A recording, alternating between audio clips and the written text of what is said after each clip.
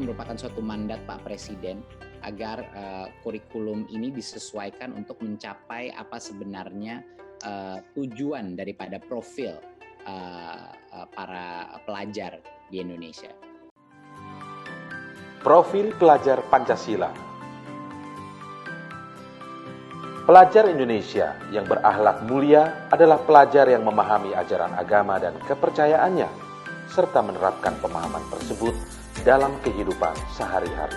Pelajar Indonesia mempertahankan budaya luhur, lokalitas, dan identitasnya.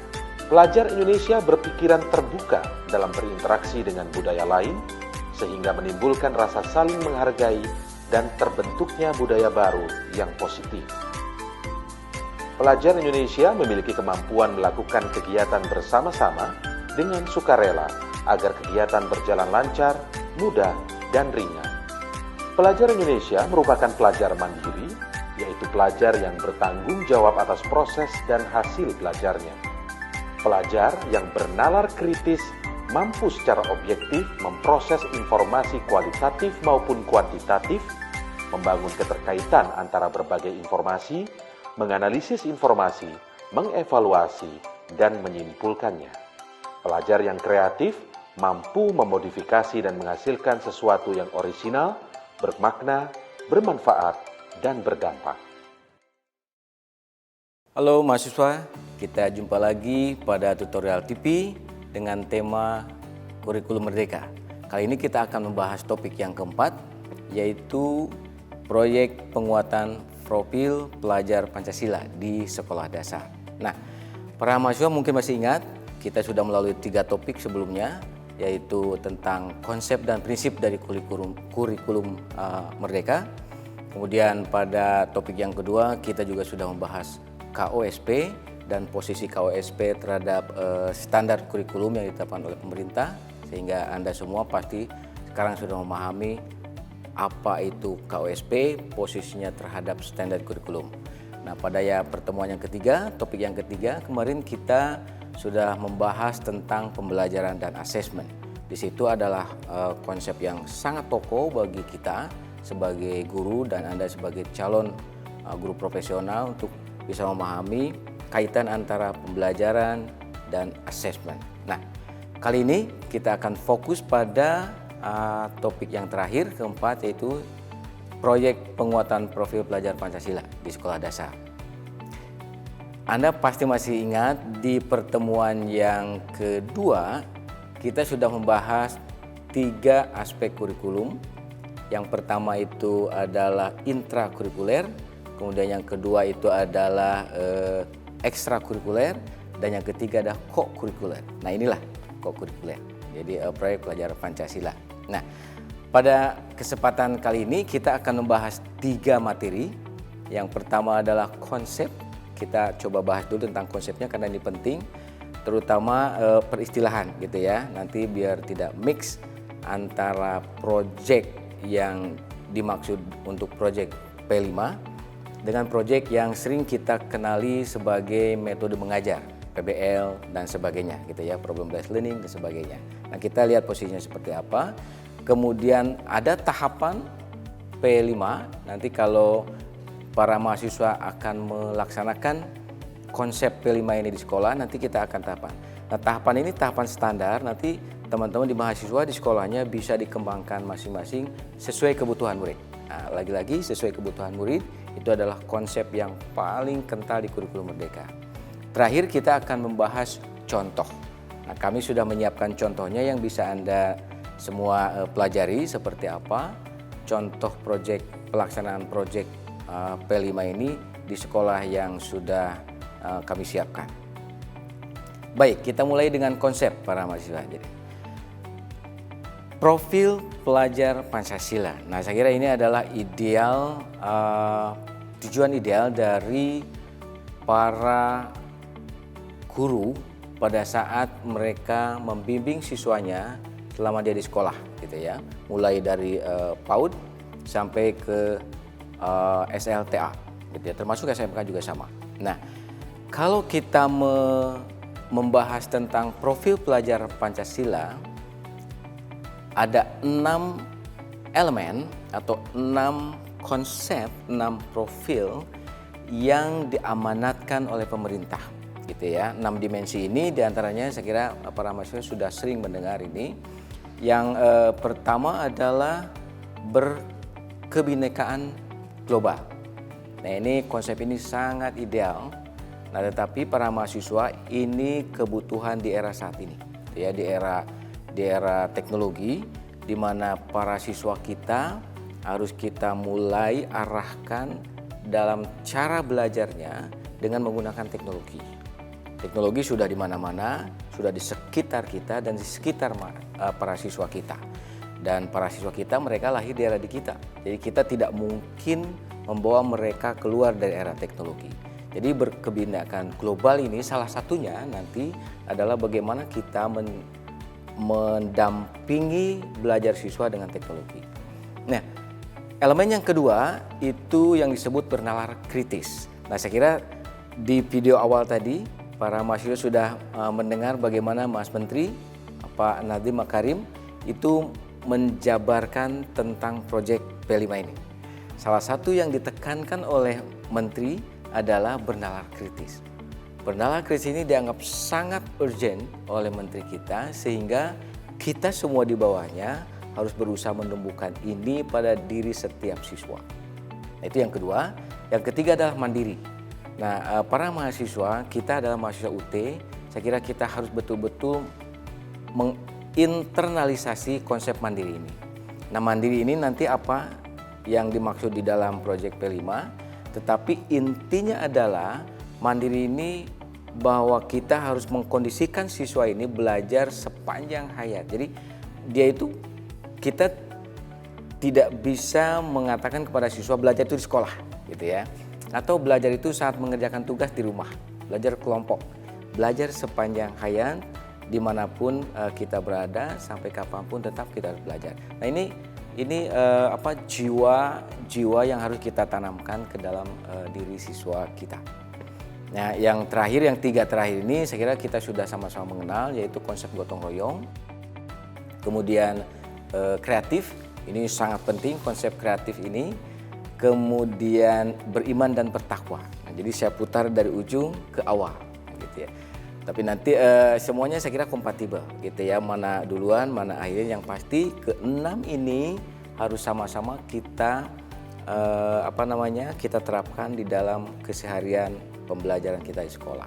Jadi keenam dimensi tersebut perlu dilihat secara utuh sebagai satu kesatuan agar setiap individu dapat menjadi pelajar sepanjang hayat yang kompeten, gitu ya. Ini konsep dimensi profil pelajar Pancasila.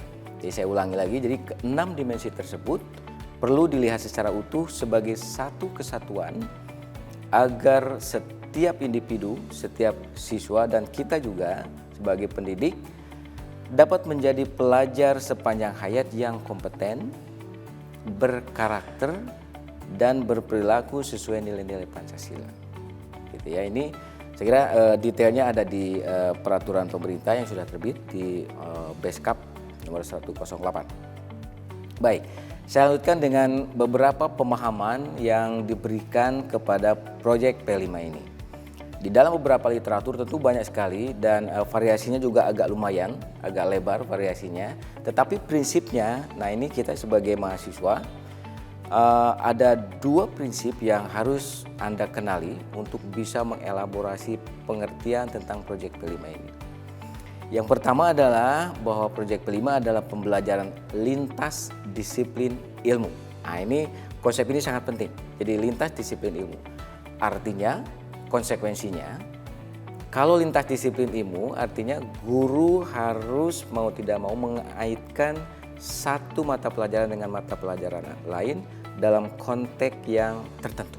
Nah gitu ya. Jadi lintas disiplin ilmu, kemudian untuk mengamati dan memikirkan solusi terhadap permasalahan lingkungan sekitarnya. Nah di sini ada definisi pertama ini lintas disiplin ilmu, kemudian membangun solusi, kemudian attach dengan lingkungan sekitarnya. Selalu attach dengan lingkungan sekitarnya. Lingkungan itu banyak yang dimaksud, bisa lingkungan sosial, masyarakat gitu ya, ada lingkungan pendidikan sesama siswanya atau siswa dengan guru, siswa dengan perguruan tinggi, lingkungan fisik, lingkungan alam dan sebagainya, juga lingkungan keluarga. Itu semua lingkungan gitu. Dan kita harus berupaya mendekatkan siswa ke berbagai jenis lingkungan tersebut. Itu konsep yang pertama yang saya temukan di beberapa literatur. Kemudian yang kedua, proyek P5 menggunakan pendekatan pembelajaran berbasis project. Namanya sudah project gitu ya. Jadi pendekatan pembelajarannya berbasis project. Jadi project based learning kalau istilah formalnya begitu ya. Yang berbeda dengan pembelajaran berbasis project dalam program intrakurikuler. Nah, ini yang saya tekankan. Para mahasiswa, kalau Anda pernah ingat problem based learning, itu juga project gitu ya. Mahasiswa bekerja dari issues, dari masalah, kemudian di-observe masalah itu, didata, dianalisis, sampai disimpulkan dan dikomunikasikan. Problem based learning. Nah, ini sebetulnya mirip dengan itu. Nah, bedanya adalah konektivitas dari project P5 ini harus lebih luas, mencakup ke 6 dimensi tadi itu. Gitu ya. Jadi, project P5 ini dipicu dengan konten yang ada dari mata pelajarannya, kemudian dihubungkanlah dengan lingkungan. Nah, kalau PBL biasanya dilaksanakan hanya lingkupnya mata pelajaran saja. Gitu. Bisa dipahami ya. Jadi kalau PBL kemudian ada inquiry learning dan sebagainya, itu konteksnya biasanya hanya satu mata pelajaran saja. Tetapi kalau P5 dia lintas disiplin dan dikontekskan ke sosial yang lebih luas. Oke, bisa dipahami ya. Oke, selanjutnya kita akan lihat dua konsep lagi saya kira yang perlu kita pahami. Yang ketiga ini adalah Proyek P5 memberikan kesempatan bagi peserta didik untuk belajar dalam situasi tidak formal. Nah, ini tidak formal yang dimaksud itu adalah intrakurikuler, tadi ada formal di dalam kelas satu mata pelajaran utuh. Kalau non atau tidak formal ini itu agak loose dari konteks yang kaku, yaitu di luar dengan lingkungan. Lingkungan itu banyak tadi sudah saya sampaikan gitu ya.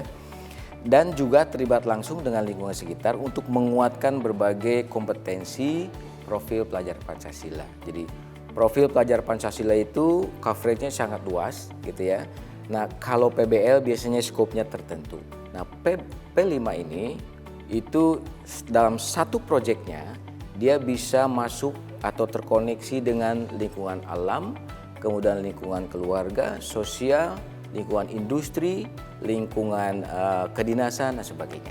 Itu diupayakan dalam satu proyek gitu ya. Jadi komprehensif. Jadi keterampilannya itu diperoleh dari berbagai angle. Oke, kemudian yang keempat, proyek P5 bertujuan menguatkan berbagai kompetensi dalam profil pelajar Pancasila. Jadi bukan untuk mencapai CP. Nah, ini bedanya dengan intra, dengan PBL tadi itu. Kalau PBL biasanya yang paling utama tujuannya adalah mencapai capaian pembelajaran karena dia formal. Nah, kalau proyek P5 itu bukan itu. Proyek P5 itu kental dengan karakter. Jadi yang dikejar betul karakter. Tetapi walaupun karakter tetap nanti basisnya tolak proyeknya itu dari mata pelajaran. Nah, karena itu harus dicatat oleh teman-teman bahwa pada saat kita memutuskan akan mengembangkan proyek P5 ini, maka nanti harus dianalisis mata pelajaran mana saja yang akan menjadi basis, menjadi titik tolak supaya proyek P5 ini bisa dilakukan. Contoh, misalnya kita pilih 3 mata pelajaran. Ada matematika misalnya, ada IPAS gitu ya, kemudian ada IPS. Nah, kalau itu kemudian diputuskan menjadi basis untuk proyek P5 ini, maka ambil beberapa CP paling banyak 20%, itu ketentuan dari kementerian. 20% ambil kontennya, bawa ke proyek P5, itulah basisnya nanti. Jadi siswa tidak bekerja kemana-mana. Bahwa nanti di lapangan dia belajar yang lain itu bonus. Tidak apa-apa. Siswa itu pembelajar yang sangat hebat. Dia di era generasinya itu bisa men-observe informasi yang begitu cepat, era digital gitu ya, mereka sudah hidup di situ. Jadi kita tidak bisa mencegah, itu bonus. Tetapi kita sebagai guru harus strict dengan basis itu. supaya bisa tercapai tujuannya, gitu ya. Jadi itu penekanannya. Kemudian, nah ini nanti mungkin sudah nampak di layar ya, ada tema Project P5. Nah, tema ini sebetulnya luas para mahasiswa. Jadi, tetapi tema ini kenapa dikawal oleh kementerian? Karena memang ini konsep baru, gitu ya. Karena konsep baru maka diarahkan dulu. Nah, arahannya itu ada 5, gitu ya. Supaya kita tidak bingung barangkali dari kementerian maksudnya ya. Jadi pertama adalah kearifan lokal. Nah, jadi Project P5 bisa fokus di kearifan lokal. Atau yang kedua, rekayasa dan teknologi. Nah, ini bisa juga di area ini. Di area 3, kewirausahaan. Ini saya kira sangat populer. Tetapi ingat, nanti saya coba ada beberapa sandungan yang biasanya menggoda kita sehingga nanti tujuannya tidak tercapai. Nanti saya ceritakan. Kemudian yang keempat, gaya hidup berkelanjutan. Tadi sudah sedikit saya sentuh. Kemudian yang kelima adalah bangunlah jiwa dan raganya. Nah, ini tema-tema yang bisa dipilih oleh sekolah. Boleh tidak kita mengambil dari luar tema ini? Boleh saja, boleh saja. Asal prinsipnya tadi dipegang gitu ya, dipegang. Toh di beberapa daerah saya kira banyak sekali uniqueness yang bisa diambil oleh mahasiswa pada saat kita ingin mengembangkan proyek P5 gitu. Tapi ini hanya guidance saja. Ya. Jadi itulah para mahasiswa terkait tentang konsep. Jadi konsep P5 itu yang harus kita betul-betul pegang adalah bahwa dia lintas disiplin umumnya, tetapi biasanya kalau saya merekomendasikan itu dilakukan di luar kelas. Kemudian hati-hati nanti bentrok dengan PBL gitu ya. PBL itu ada pendekatan yang sifatnya formal di dalam mata pelajaran. Kalau P5 biasanya lintas disiplin gitu. Nah, kemudian ada tema-tema tadi, silakan ini menjadi guidance buat kita supaya kita bisa memulai. Karena biasanya memulai itu lebih sulit gitu ya. Oke. Itu yang materi yang pertama terkait konsep. Nah, kita masuk ke konsep yang materi yang kedua para mahasiswa, yaitu tentang alur atau tahapan. Nah, ini saya kira yang akan saya sampaikan itu lagi-lagi ini guidance saja gitu ya. Karena prinsipnya Project P5 itu sebetulnya kita sebagai guru bisa membawa mahasiswa step by step dari mengetahui isu, problem, solusi, dan share. Dikomunikasikan ke orang. Ini saja prinsipnya itu. Mahasiswa kita rangsang untuk menemukan masalah, mahasiswa dirangsang untuk menganalisis masalah itu, kemudian membangun solusi dari masalah dan isu itu, kemudian selanjutnya karena kita ingin mengembangkan critical thinking, maka kita bawa mahasiswa ke area komunikasi. Kita minta mereka mengkomunikasikan solusi yang dia peroleh. Di situ pentingnya, di prinsipnya di situ. Nah, jadi alur ini sebetulnya guidance. Misalnya, yang pertama untuk tahapan itu kita diminta merancang alokasi waktu dimensi profil pelajar Pancasila. Tadi dimensinya sudah ada. Kemudian dalam hal ini pimpinan sekolah menentukan alokasi waktu, pelaksanaan proyek dan dimensi. Jadi dimensinya dipilih, kemudian capaian pembelajaran dipilih, kemudian sampai konsepnya juga dipilih, gitu ya. Ini tahap yang pertama. Ini jangan lupa. Jadi kalau kita tidak attach P5 ini ke mata pelajaran, nanti kita akan blur di P5 ini. Karena P5 ini nanti blur dengan ekstrakurikuler. Yang intinya adalah untuk minat dan bakat. Di sini scientific skill dibangun. Dan untuk bisa scientific skill, kita harus punya isu. Untuk punya isu, kita harus punya konteks. Nah, konteksnya itu kalau di sekolah mata pelajaran. Yang kedua, tadi merancang alokasi waktu. Yang kedua, identifikasi tingkat kesiapan sekolah. Nah, ini yang penting bagi kepala sekolah terutama. Sekolah siap tidak? Nah, kesiapan yang dimaksud adalah pemahaman para guru, gitu ya. Kemudian kita punya mitra tidak? Tapi ini sebetulnya agak sekunder. Yang penting pemahaman para guru, pemahaman kita, misalnya kepala sekolah, kemudian tujuan kita, bahwa kita ingin betul-betul membangun proyek P5 ini. Kalau sudah kesepahaman, sudah sama pemahaman kita, maka proyek P5 akan bisa dibangun.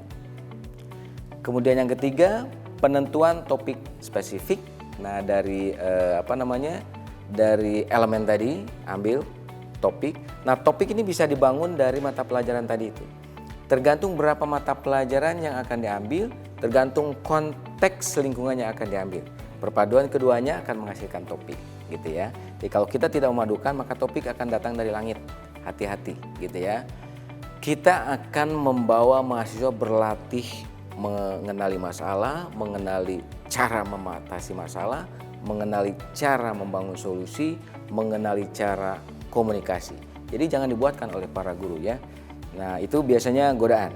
Karena waktu cepat, biasanya guru membuatkan isu, kemudian ditonton oleh siswa, selesai. Nah, itu bukan itu demonstrasi gitu ya, bukan proyek P5, jauh sekali. Jadi proyek P5 itu gitu, mulai dari awal sampai ujung harus dibawa siswa itu step by step. Kemudian yang selanjutnya, yang keempat adalah membentuk tim fasilitasi proyek. Nah, ini biasanya di SD itu kan misalnya ada fase A ya, kelas 1, kelas 2 itu bisa digabung. Atau digabung antara fase A dan fase B. Jadi beberapa siswa dari kelas 2 misalnya digabung dengan kelas 3, dengan kelas 4 mengerjakan satu proyek. Tetapi tentu nanti endingnya pasti berbeda gitu ya. Kalau untuk lingkungan misalnya, kalau kelas 1 itu hanya mengenal saja, kemudian dia bisa menceritakan yang dia kenalnya. Tapi kalau kelas 4, hasil analisisnya harus dikemukakan. Solusinya, karena dia order thinkingnya lebih tinggi. Jadi tuntutan itunya yang berbeda nanti itu. Jadi walaupun satu grup nanti, kadang misalnya ada 6 pertemuan untuk proyek lingkungan tadi itu, ya 4 pertemuan pertama itu diikuti oleh semuanya, tetapi 2 pertemuan berikutnya hanya kelas 4 saja. Ini sudah selesai di sini, kelas 2 misalnya. Jadi seperti itu. Jadi lebih efisien. Jadi tidak usah banyak timnya cukup 1 atau 2 saja gitu ya. Kemudian itu membentuk tim, ini penting karena kalau tidak dibentuk tim, repot. Kepala sekolah tidak mungkin bisa mengawal. Guru kelas apalagi gitu ya. Nah, kemudian pemilihan tema umum. Tadi sudah diceritakan ada 6, boleh silahkan pilih atau yang lainnya juga silahkan. Kemudian, nah ini yang agak saya kira ini perlu kita pertimbangkan bahwa ini yang penting. Yaitu merancang modul project. Nah, apa gunanya rancangan modul project ini? Itu guidance. Guidance bagi kita, bagi para guru, dan bagi pengguna nanti. Para guru itu kalau tidak ada guidance pasti repot gitu ya, karena tugas kita kan banyak ya. Ada tugas ngajar, kemudian tugas pelatihan, belum lagi ditugaskan oleh kepala sekolah menjadi tim project P5. Repot. Nah, karena itu supaya kita tidak tidak kemana-mana, fokus di membimbing P5, maka modul project P5 ini harus dibangun. Seperti apa modulnya nanti kita lihat. Tapi modulnya agak berbeda dengan istilah modul di UT ya. Jadi kalau modul di UT itu adalah satuan unit. Nah, ini mahasiswa supaya tidak mix di otaknya. Kalau modul tadi itu adalah RPP yang lebih luas gitu ya. Sebetulnya prinsipnya penjelasan juga sama, hanya penempatan istilah saja gitu ya. Jadi kalau di sekolah saya kira teman-teman sudah mengenal ada RPP, ada modul. Nah, ini saya kira itu juga lah gitu ya. Tetapi RPP ini versi singkat, kalau modul ini versi detail. Nah, apa pentingnya versi detail yang disebut modul ini? Teman-teman, nanti kita dituntut untuk mengembangkan, untuk share best practice kita. Di mana sih keunggulan kita dalam membimbing siswa kita? Itu harus di-share. Nah, pada saat share, kan tidak mungkin verbal saja. Kan tidak mungkin hanya satu flyer saja. Minim nanti informasi yang diperoleh oleh umum, oleh guru lain. Tapi kalau ada modul, nanti guru lain bisa mengikuti, bisa ber-ATM begitu ya, tentang modul yang kita kembangkan. Nah, inilah model kehidupan pendidikan di era digital. Selalu berbagi gitu ya. Kalau dulu kan ilmu itu milik kita. Nah, di era sekarang itu sharing itu lebih bermanfaat daripada dipegang oleh kita sendiri gitu. Jadi kolaboratif, skill untuk bisa membagikan share best practice kita itu yang yang dibangun. Nah, ini saya kira bagus. Coba para mahasiswa sharing ke Google. Ini mohon maaf saya sebut Google. Kalau Anda nyari topik, pasti kemungkinan besar yang datang itu lebih banyak dari negara-negara lain. Apalagi topiknya misalnya keywordnya bahasa Inggris, gitu ya. Bahasa Inggris dan bahasa Indonesia mix. Itu pasti tema pemberi informasi itu lebih banyak dari daerah luar. Nah, kenapa? Karena mereka sharing itu sudah kebiasaan. Sharing pengetahuan, bahkan hanya menulis 2-3 paragraf saja mereka sharing. Tadi website, Instagram, Facebook dan sebagainya, YouTube gitu ya. Nah, tapi dari kita ini masih miskin sampai saat ini. Nah, inilah saatnya dengan proyek P5 yang sampai pada taraf komunikasi ini, mudah-mudahan nanti teman-teman mahasiswa bisa mengantarkan mahasiswa kita itu ke dunia teknologi, ke dunia internet yang nanti akan dinikmati oleh siswa-siswa yang lain. Kalau yang seringnya adalah guru, maka akan dinikmati oleh guru-guru lain. Nah, inilah fungsi dari kolaborasi di era digital. Nah, saya kira sampai di situ kita sudah mengenal 2 hal yang sangat penting di P5. Nah, intinya adalah pada saat kita membangun proyek P5 ini yang harus, tadi yang saya katakan sandungannya itu adalah kita suka tidak sabar membimbing para siswa kita. Karena kita tidak sabar maka langsung dibuatkan yang jadi. Bukan itu, hati-hati nih mahasiswa. Bukan produknya yang jadi tujuan di P5 itu, tetapi proses yang diikuti oleh siswa step by step, dari mengenal isu, mengenal masalah, mengenali cara memberikan solusi terhadap masalah, mengenali bagaimana menyimpulkan solusi dari apa yang sudah dikerjakan tadi, bagaimana mengkomunikasikan. Ini yang penting. Jadi ini biasanya sandungan karena waktunya pendek dibuatkan saja demonstrasi. Gitu. Akan nanti siswanya ya hanya bengong saja. Siswa pasti bisa mengenal, tetapi sebetulnya pengalaman scientific skill itu akan terlewatkan.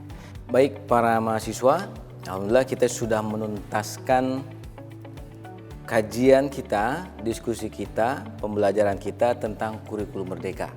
Kita sudah mengawali pembahasan kita mulai dari konsep kurikulum merdeka itu sendiri sampai koneksi antara KUSP dengan standar kurikulum yang ditetapkan oleh pemerintah. Dan di situ Anda pasti sudah memahami mengapa melakukan KUSP, kemudian mengapa kita harus memahami tentang kerangka dari kurikulum merdeka. Sampai hari ini kita sudah membahas tentang proyek profil pelajar Pancasila. Jadi kalau Anda semua memahami betul dari diskusi kita, tutorial kita dari mulai topik 1, 2, 3, dan 4, maka saya yakin Anda semua akan sangat mudah dan akan lebih bisa mengelaborasi pada saat Anda mengikuti perkuliahan PDGK 4502, yaitu tentang pengembangan kurikulum dan pembelajaran di SD.